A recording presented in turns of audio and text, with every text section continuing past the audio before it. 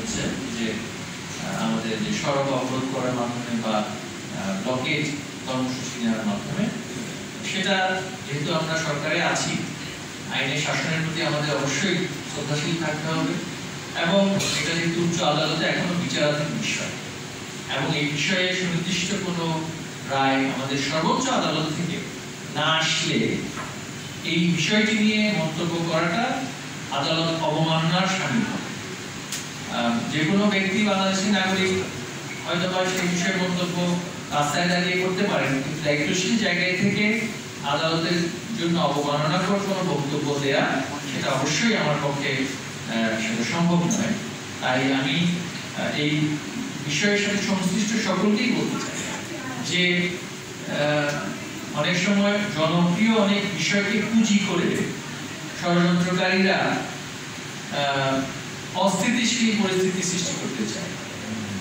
তাই সেই ফাঁদে যাতে আমরা পা না দিই। প্রথমত এটি উচ্চ আদালতে বিচারাধীন আছে, আদালতের সিদ্ধান্তের পরে নির্বাহী বিভাগ সেটা বাস্তবায়ন করার ক্ষেত্রে অবশ্যই একটা ফ্লেক্সিবিলিটি থাকে, সেটার জন্য অবশ্যই আমাদের অপেক্ষা করতে হবে।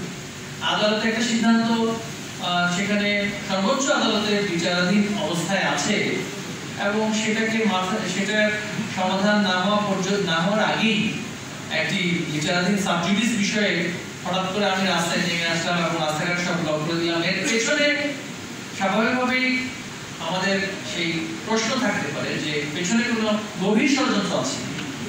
কারণ স্থিতিশীলতাকে বিনষ্ট করার জন্য অনেকেই অনেকভাবে অনেক জায়গায় উস্কানি দেয় এবং আমরা বাংলাদেশে দেখেছি যে 15ই আগস্টের সেই সময়টাতেও কিন্তু নানানভাবে সেই থেকে শুরু যে হয়েছিল ষড়যন্ত্রকারীদের কাজ, স্থিতিশীলতাকে বিনষ্ট করে অস্থিতিশীল পরিস্থিতি সৃষ্টি করে দেশে একটা এমন একটা পরিস্থিতি সৃষ্টি করা যেখানে প্রগতিশীল মুক্তিযুদ্ধের পক্ষের শক্তিকে বারংবার একটা এমন একটা অবস্থার মধ্যে ফেলে দেওয়া হয় যেখানে প্রতিক্রিয়াশীল গোষ্ঠীরা বারবার এগিয়ে যায়।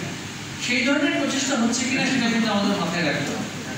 অবশ্যই যে কথাটা বলা হচ্ছে যে কোটার প্রশ্নে মেধাবী এবং কম মেধাবী নাকি জেলা ভিত্তিক, সেটা তো একটা খুবই সাবজেক্টিভ বিষয়, এবং এই ক্ষেত্রে যেহেতু আদালতের বিচারাধীন আছে সেটা তো আমরা জানি যে সবাই একটা নির্দিষ্ট মানের মেধা যদি ধারণ না করে একজন শিক্ষার্থী কোনোভাবেই তার পক্ষে প্রাথমিক ধাপ অতিক্রম করা সম্ভব নয়। তো সেটা তো আমরা সকলেই জানি। তো সেক্ষেত্রে তার পরবর্তী ধাপ কিভাবে নির্ধারিত হবে সেটা তো আদালতে যেহেতু পেন্ডিং আছে বিষয়টি, সেটি নিয়ে আমি মন্তব্য করতে চাই। ধন্যবাদ।